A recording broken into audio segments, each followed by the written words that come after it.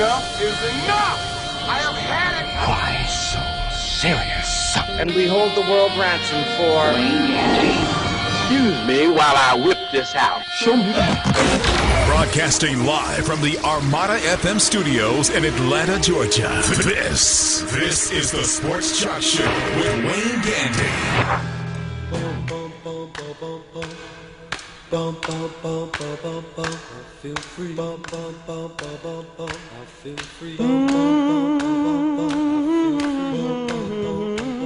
I feel free.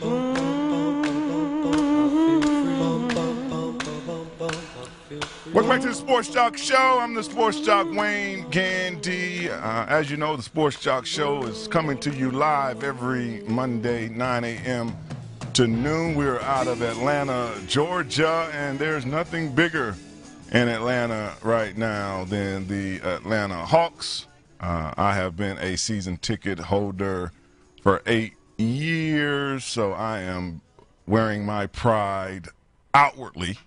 That my Hawks are dominating the way that they are. Everywhere I go, people keep questioning, oh, they're going to start losing soon. Why? Why would they start losing soon? And they never promised you that they was going to win all their games. Just enjoy the winning as it's going. We know there's going to be some ups and downs, but right now we're up. We're the number one team in the NBA, surprisingly, because the NBA is a star-driven league more than it is a team-driven league, and nobody is exemplifying team more than our Atlanta Hawks. When you wonder why they're winning, it's been a long time since I've seen a team play as well on both ends as a unit. We have shooting guard, small forward, Mr. Kent Bazemore Jr. on the line, Atlanta Hawks own. Good morning to you, Kent. How you doing, man? I'm doing just great, For a team that's youngly, I mean, kind of just being put together, how did y'all get that kind of teamwork so quick? Because we are, very low maintenance guys. No one needs the ball to, be effective, and it's working for us, and we are playing to our strengths right now. And the front office and Coach Bud and his coaching staff have done a great job of putting everybody in the right spots and letting us work. You known for your defense. Even last night when you come in with Cephaloshes, it's like I look at the both of you. Like, okay, we about to lock them down. When Coach Bud send these two in, we about to shut all of it down. How much pride do you take in your defensive performance? That's what I hang my hat on, and that's the main reason why I'm in this league is my length, my athleticism, my defense. Never really been a prolific scorer. I think my senior year averaged like 12.5 points in college, so never been one to score points in bunches, but defense is something I've always been able to do, and it just exemplifies the effort you have to put out there, and just going harder than the other guys is what it comes down to. Well, we were talking earlier, Kent, about the fans. It's been a couple of incidents where fans have kind of crossed the line. Have you ever had a run-in with a fan during a game? And is there anything you feel like the NBA can do maybe to offer a little more safety and respect for the players? We're human beings as well, and the fans, they spend their hard-earned money on a ticket, so there is some type of entitlement there. Fans say a lot. It's you just take it for what it's worth. Some players use it as fuel. Others, they like to rebuttal, but it's fun. You hit them with a nice sarcastic comment back every now and again. It's all fun and games to be treated the right way, but some players can't handle it. But it's the nature of the game. People going to talk, especially on the road. So you just gotta let it go, let it be, and make their day kind of just acknowledge them sometimes, and they get to tell their friends once they leave the game that you said something to them. Kent, good morning. This is Big Kenny. I got a question for you. I was watching one of the sports outlets, and they gave a statistic that said no one on the Hawks shoots more than 14 times a game. Now that's some sharing the ball. Was that you yourself said that you are a defensive player, not a prolific scorer, so you're probably used to sharing the ball on the offensive end. Was there anyone on the team that had to be more or less conditioned to share the ball more than someone else? No. We have our head honcho guys with Al, Jeff, Paul. Our starting five. Those guys, they can really get it going, and Mike Scott coming off the bench. We have some guys that can really fill it up, and if they're feeling it, then it's their night. Then by all means, do work. So we don't really have a cap like in the timeout with like, guys, you got 2 shots left on your total tonight. So, it's just all in the flow of the game, man. The guys take really good shots. We take very high percentage shots, and that's a very good stat. Korver took 16. Let's pull him out. Go ahead, Sophie. Hey, Ken, this is Sophie talking to you. My question for you is, how would you compare Coach Bud to a lot of the coaches you've had within the NBA? I've seen that you played for Golden State and the Lakers, and also in college and life, because I see that you guys always have a lot of positive things to say. What is so different about him that makes you guys be number one? Coach Bud is a very hardworking guy. He probably, I think he sits home on his clipboard and just, draws up plays like doodling like a kid sometimes, because, the stuff he draws up in timeouts is, just one of a kind. We always get great shots, and, other teams it's tough to, prepare. I've seen him twice in my NBA career, and we beat them here last year by a buzzer beater. Then they came out to the Bay Area and gave us a handful as well.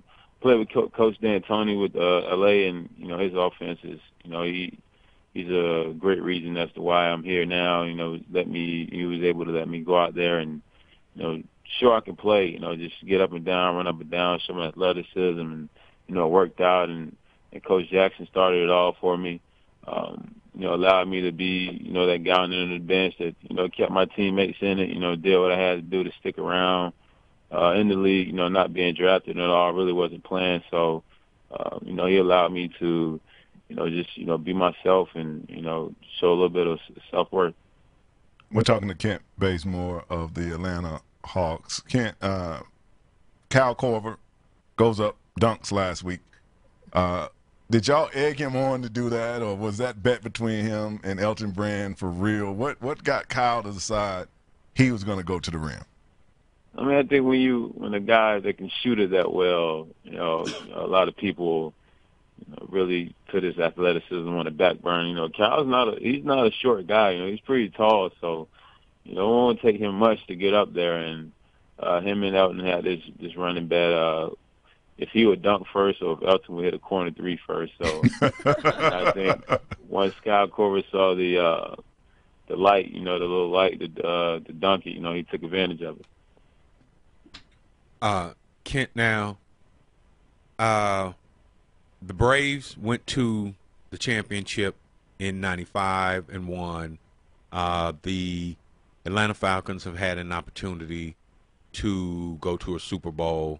And now with the Falcons having a really horrible season, the Braves moving out to Cobb County, all of the pressure is on the Hawks to bring home a championship. You guys have been known to go pretty deep into the playoffs and then never quite get there. Do you think that this could be the season that you guys go all the way? At the beginning of the year, that's everybody's goal, all 30 teams. And, we've done a great job early on, throughout this first half of the season of, putting ourselves in a position to make that run at the end of the year. And, it's something we really don't talk about. We just show up every day. Every game, we take it game by game. Like Wednesday, we have, I think, Brooklyn, Friday, so right. It's not, so you don't want to look too far ahead and you get tripped up somewhere by, we just like to be humble in victory and, take it one game at a time, and it's worked for us so far this season. Oh, come on. Now, that's the company answer. But what do you tell the fan that's running up on you like, Shouty, we need this, Shouty. We really need this. Yeah, we're gonna handle our business when the time comes, but, right now, we just got to, stay focused and that's the motto and the message around the camp right now. It's just staying focused, not getting ahead of ourselves because it's this run has been remarkable. To see the Bulls go 72-10, back when MJ was in the league is nuts, and this has been an amazing run, by far the best I've ever had, playing basketball, being 37-8, in the best league in the world is no slouch. So it's definitely taken a lot of mental focus, and the guys have been great at keeping a level head. Well, last question. We're going to let you go here, Kent. You're a former teammate of Kobe Bryant. Can you see this injury letting him go, let him retire? No. I mean, because with people saying that, that's the end of it for him. I think that's going to bring him back, and being able to spend that short amount of time with him, have a few conversations with him, like even growing up, the fire the guy plays with, his competitiveness, it's his love for the game. I don't think he can walk away like this. Is quitting.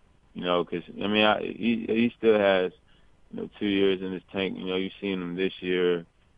Show flashes even after an Achilles injury at his age. Which age is just is nothing but a number in this league. Your mind is a powerful thing, and you can see him out there still dictating games and still making game-winning shots, still taking over games down the stretch. And I think he'll be back, and he'll be back with a vengeance. So, it's just a good time for him to let his body heal and get another year of just healing and working on his game, and he'll be back starting the 2015-2016 season.